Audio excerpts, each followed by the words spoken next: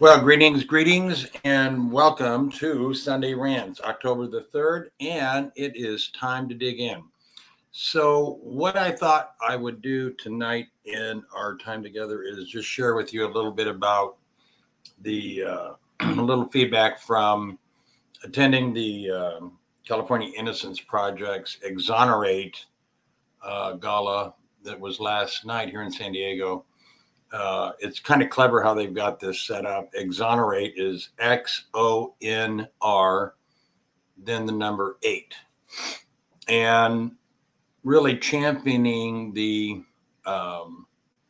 celebrating, if you will, the victories, at least for the 21 people that were present at the event last night that had been wrongfully convicted and many years later were exonerated and released from prison. And I was struck by a couple of things. Number one, it was encouraging to see so many people there at the event from just about every aspect of our community that you could imagine to bring their support for the work that the California Innocence Project is doing.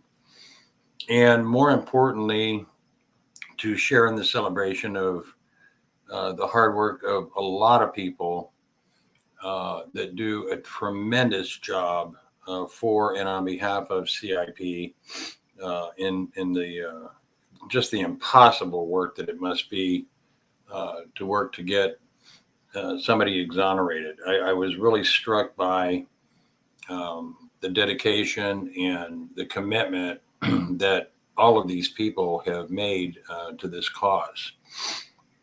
I was particularly struck by the fact that as each exoneree was introduced, they had a picture of their first moments of release, in the embrace of friends or family or attorneys, whoever.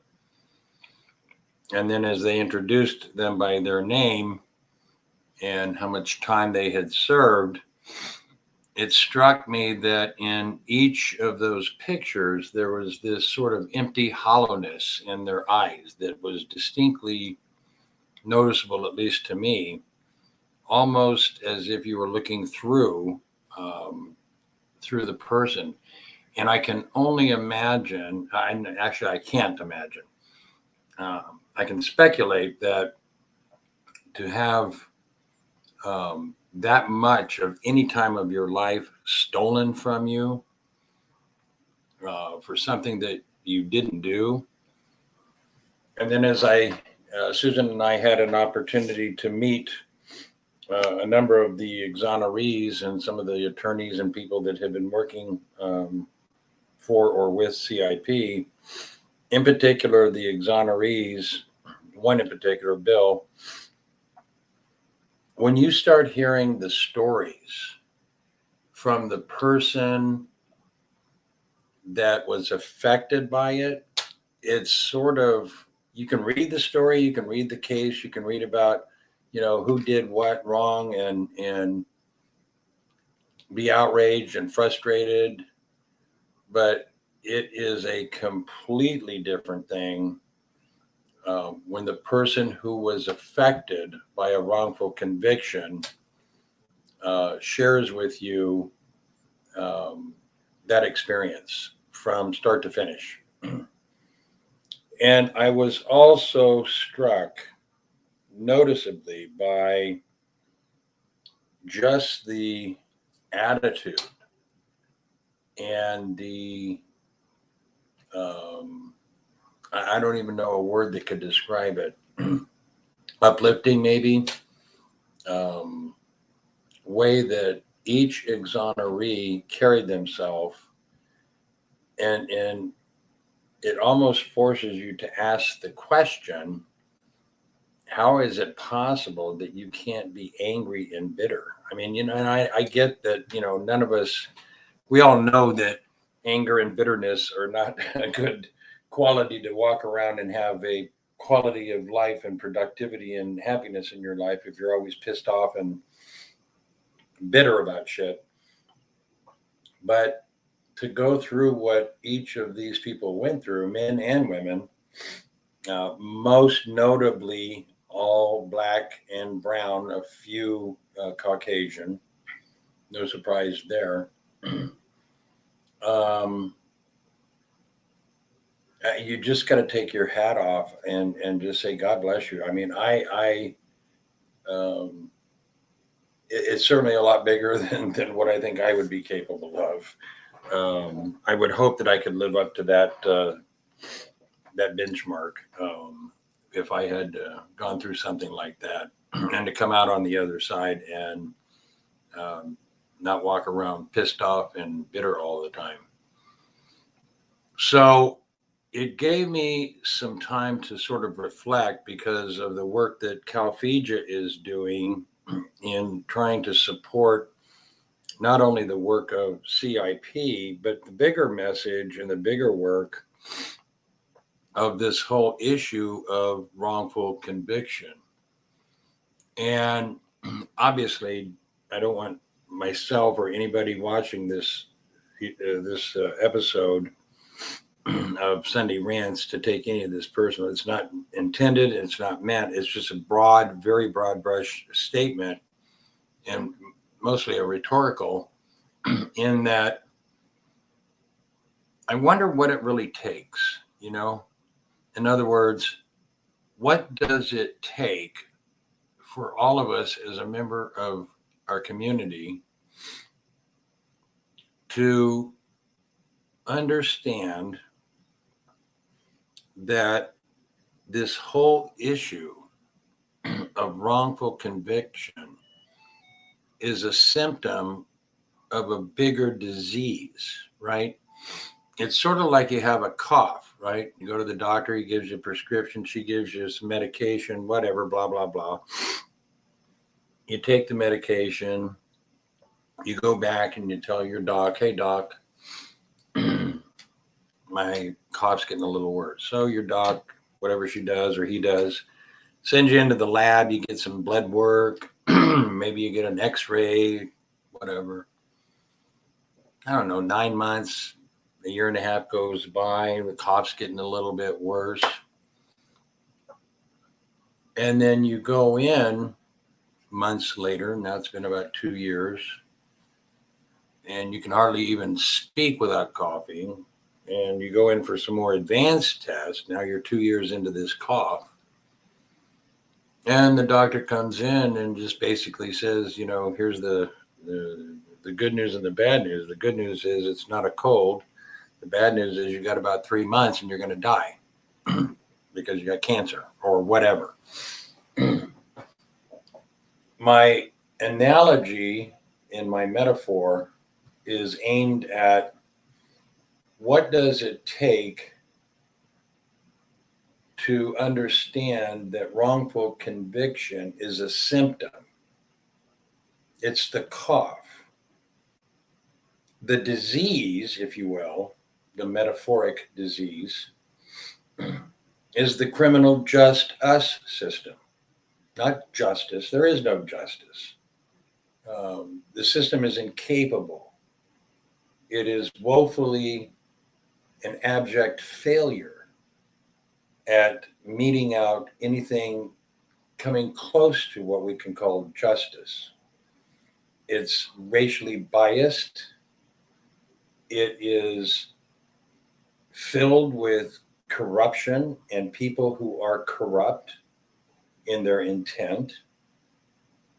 It is modeled in a fashion, in a way that translates into derivatives and stock options on Wall Street, and the privatization of our prison systems, and the grant money from the federal government to states, and from states to counties, and from counties to local police departments,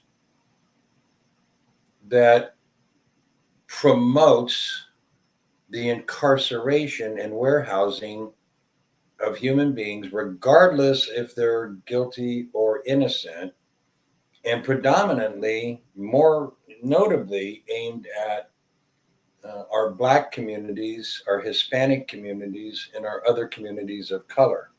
And let's not forget, in the 60s and 70s, our LGBT brothers and sisters were the significant target, even in the 50s, not as much as in the 60s or 70s, where we have countless thousands of examples of our gay community being targeted for their lifestyle by a criminal justice system that is, yes, it's blind, but it's also deaf, mute, and stupid, because we have a lot of stupid people that work in it that have no business being in it. And their only ambition is not for a search for truth, it's for the next promotion based on the number of convictions that they get. And it's sort of like my analogy some episodes or whatever back on Sunny Rants, when I talked about the interest that drives this is closing the case, not solving the crime. So what's it going to take, Alfie? For those of you that even know what that means, I'm pretty much dating myself. What's it going to take to step up the game and not wait 2 years to find out that the cough was, some form of cancer, that you basically are left with 3 months, and then, you better start making, some plans, because you're not going to be here. And the parallel that I draw through my metaphor of the cough is the symptom, the disease is the cancer, the wrongful conviction is the symptom, right? It's the symptom. It's the cough. The disease is the system and how it fails to even give a shit. Going through all of that and then being exonerated, good luck. When I just learned this last night, I was shocked. Actually, I wasn't shocked. Nothing, I don't think much shocks me anymore. But I was a little bit taken aback to learn that they don't have a box for you to fit in when you get out of prison because you were exonerated. In other words, when you get out of prison because you've served your time, you get gate money, so much, like $1 a day, or I don't know what it is, some formula, right? And maybe a bus ticket or whatever. And you get your belongings, and then you get the parole officer, and then they open up all of these services to the parolee to navigate and hopefully find some way back into society, which is a whole other problem that we're not dealing with, but I'm not going to go there today. And when you're in prison, incarcerated for something you didn't do, and you're exonerated and then freed, they don't have a box for you to fit in. So you don't get any gate money. Not that it would be anything that would even come close to compensation for stealing your life. You don't get any access to any services. You don't have a path to navigate back into. You're sort of like in this no man or no woman's land of blah blah, left on your own device to figure this shit out, right? And California is like one of the worst states where this happens. And you just look at this whole problem and you just say, okay, I'm going to get my sword and I'm going to go out and I'm going to fight and I'm going to do. It's like, where do you start stabbing this thing at, right? You got to cut the head off, but where the hell's the head? Things got so many heads, you can't even figure that out. And it has to be, again, I could not imagine. I talked with some of the lawyers that were there, and it just, you just can't imagine the time, the thousands of hours that they put into these cases to go before a judge or a tribunal or panel of appellate judges or Supreme Court justices who have deaf ears, blind eyes, and a silent mouth, and nothing between their ears. The stupidity is so breathtaking and monumental, but it doesn't strike me as being anything I'm surprised about. The system is set up to protect its own, not eat its own, right? Because it is hundreds and hundreds and hundreds of billions of dollars driving this engine. And so I wonder, as a community, what it will take, when it will happen, and what will unfold that we finally, beyond demanding reform, we start dismantling this thing. And because it doesn't, it's broke. I mean, in case you haven't noticed, this justice system is a joke, and that's being very polite. Um, it is all but framed as an abject failure, and everybody that says and does nothing about it that works in it is just as guilty as the corrupt people that are in it, that make it a failed system.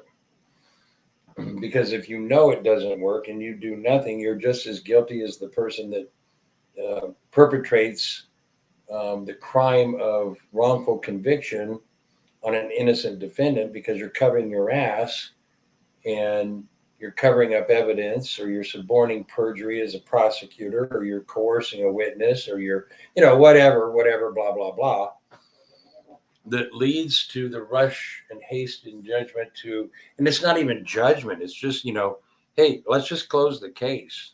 Guy's black. There's a gun. It's in the neighborhood. He was hanging out with a gang. It probably was him. And if it wasn't, it's probably just as good, because he probably did something that we didn't. I mean, that's the attitude, right? It's just shocking that people think like that.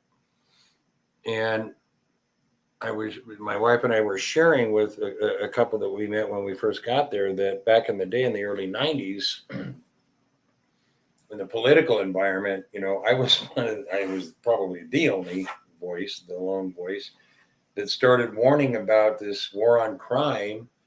And then when it came up and this 3 strikes, you're out, they don't give a shit about 3 strikes. I mean, they really don't. I mean, just 1 strike, they'd just like to throw you in, and because the money, the way the money works, right? And so the event was just, it was a very uplifting event. It was just remarkable to see the devotion and dedication, and just the to learn all of the people that you never see, you never meet, you never hear, and the champions that they are, and God bless all of them. What I really was also struck by was there was no politics at all. You have people from everything. I mean, because it wasn't about blue and red, and that, which just pisses me off beyond contempt. It was really about celebrating these individuals' freedom, and a small little glimpse of the sacrifices by them and countless thousands of other people that did their little part to make that possible. So I left that reflective on, and coming to today, just a renewed devotion and loyalty and dedication to do whatever it takes on my part as we build out the next phase of Calphegia. Remember, we're trying to get to January, February of 2022 so we can launch our new site. We've got the site that's up there. It's very informative, but nothing like you're going to see in 2022 with a real campaign.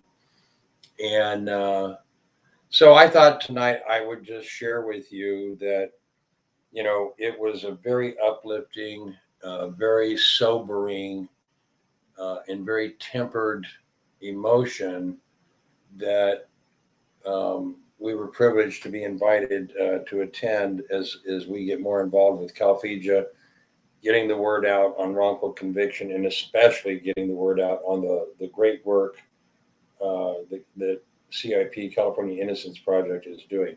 We need to all do more. I wish I could just give you a package of just the emotion in the last 24 hours and have you just take that and just use it and run with it, because it would change everything overnight. Unfortunately, I can't do that. I can only sit here and just give you one guy's perspective that, looking at where we've been the last 3 or 4, maybe 5 decades and where we're at today. I love this country and I love what the promise that this country really stands for. But boy, I got to tell you, by God, we come far short from living up to that. We fail in delivering the promise in the Bill of Rights and the Constitution, evidenced by the thousands of people who have been wrongfully convicted with a system that could give a shit one way or the other whether or not they're guilty. I mean, it's just it's sad. It's pathetically sad. So figure it out and ask different questions. And every question should start with what? What can I do? What do I need to know? What do I need to learn? What do I need to find? Every question should be what? Because all of the other who, why, when, where, how, all that shit doesn't matter. It's all noise until you figure out what. And so I'm going to be working the next couple of weeks on figuring out the what. And and I hope at some point you will find a way to join me directly or indirectly in figuring that out to help the California Innocence Project just dismantle this whole system of just wrongful conviction. Is just it's pathetic. So have a great weekend, have a great night, and peace out.